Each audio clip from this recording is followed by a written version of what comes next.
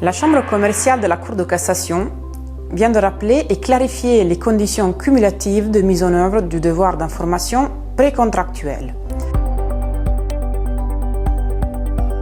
En l'espèce, postérieurement à la cession de l'intégralité des parts sociales d'une société exploitant une activité de restauration rapide, le cessionnaire se plaignait d'une dissimulation intentionnelle par le cédant de l'impossibilité d'exercer une activité de friture dans le local commercial et a assigné ce dernier en indemnisation.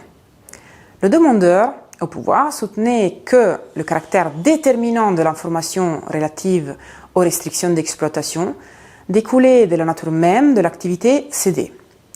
La Cour d'appel aurait dû déduire de l'objet social de la société, restauration rapide, et des termes du bail commercial mentionnant restauration rapide, plat emporté et livraison et la présence d'une hôte, que toute restriction telle qu'une interdiction de friture constituait de facto une information déterminante pour le consentement de l'acquéreur.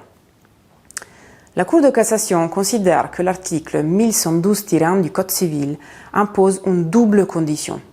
L'information doit non seulement avoir un lien direct et nécessaire avec le contenu du contrat ou la qualité des parties, mais également avoir une importance déterminante pour le consentement de l'autre partie.